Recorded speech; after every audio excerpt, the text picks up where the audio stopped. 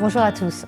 Aujourd'hui, on va parler d'hygiène et en particulier, est-ce qu'il faut nettoyer les pattes de son chien ou de son chat quand il est sorti et surtout avec quoi?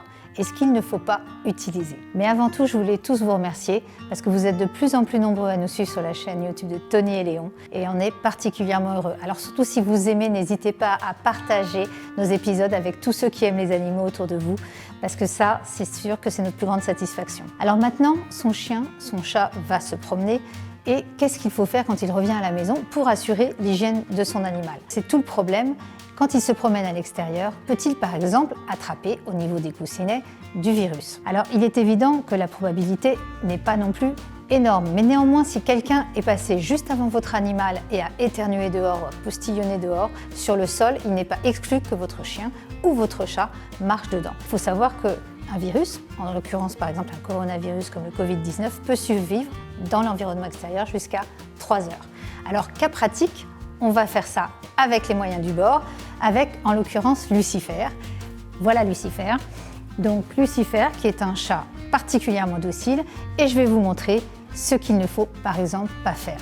Ça, gel hydroalcoolique, ce n'est surtout pas pour votre chien ni pour votre chat. Pourquoi? Parce que vous allez lui créer des lésions cutanées. Si votre chat se lèche ou votre chien se lèche, ça va créer des lésions au niveau de ses muqueuses, de ses babines et aussi au niveau de la peau. Vous risquez de lui brûler la peau. Et là, ça va être une urgence chez le vétérinaire assez rapide.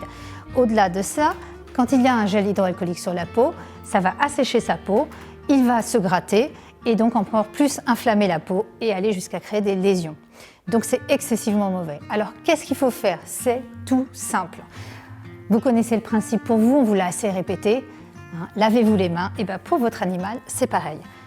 Savon, gants de toilette, de l'eau, vous savonnez un gant de toilette. Et avec le sien, évidemment, vous ne prenez pas celui qui est pour vous dans la salle de bain, vous lui savonnez les pattes. D'accord? Ensuite, vous rincez bien à l'eau claire et c'est parfait et amplement suffisant. Et ça aura le même effet que pour lui, que pour vous, pour vos mains. Donc, je lave.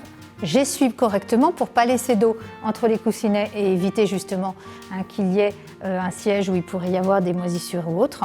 Et donc ça, c'est la chose idéale. Si vous avez un shampoing adapté pour votre chien et votre chat, c'est parfait. Alors l'autre point, est-ce qu'il faut le laver aussi quand il va à l'extérieur, quand il va se balader avec vous pour des courtes balades quotidiennes, puisqu'il faut bien quand même qu'il sorte? Eh bien, ça dépend. Si vous avez croisé quelqu'un qui potentiellement a toussé sur votre animal, bon déjà c'est que les règles de distanciation n'ont pas été respectées. C'est pour ça qu'on vous dit, tenez votre animal en laisse pas trop longue, si possible, pour éviter qu'il aille au contact d'autres personnes et surtout aussi qu'il aille au contact d'autres animaux.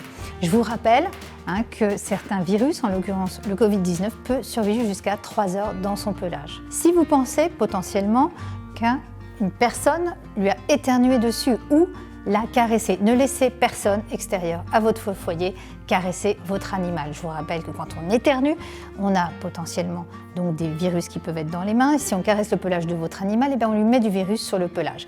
Le virus Covid-19 survit 3 heures sur le pelage. Alors si un pareil cas arrive ou si un autre chien que vous ne connaissiez pas est venu à la rencontre du vôtre et que peut-être il avait du virus sur son pelage, et bien dans ce cas, par précaution, pour éviter d'en ramener à la maison, vous le lavez. Alors avec quoi? Eh bien surtout pas votre shampoing à vous, ni même un shampoing spécial cheveux blancs quand vous avez comme moi des cheveux un petit peu grisés. Non, parce que votre animal, il a un pH qui est neutre et nous, humains, nous avons un pH qui est plus acide. Alors un shampoing pour bébé, me direz-vous? Eh bien c'est encore pire parce qu'un bébé a un pH de peau encore plus acide que nous, adultes. Donc un animal, ça a un shampoing propre et c'est bien précisément parce que justement le pH de sa peau est neutre. Nous, nos shampoings pourraient agresser sa peau et donc créer des démangeaisons, endommager la peau, etc. Néanmoins, je vous le rappelle, la peau de l'animal, c'est comme nous, il y a un film hydrolipidique de surface qui est sur la peau. Il faut éviter de le laver trop souvent. Donc essayez de le faire vraiment si vous avez un doute et par sécurité, mais ne le faites pas non plus tous les 2 jours. Voilà, j'espère en tout cas que ça vous aura été utile. Pas de gel hydroalcoolique, encore moins d'eau de javel, parce qu'on entend parfois des cas de personnes qui ont tellement peur que leur animal ramène des virus qu'ils utilisent même de l'eau de javel pour justement, je dirais presque désinfecter l'animal, c'est une hérésie. Vous allez lui créer des lésions extrêmement dangereuses pour lui et là vous allez vous retrouver en urgence chez le vétérinaire. Prenez soin de lui, utilisez tout simplement de l'eau savonneuse avec un gant et surtout, si vous aimez, n'hésitez pas à liker et à partager. Merci Lucifer, à bientôt.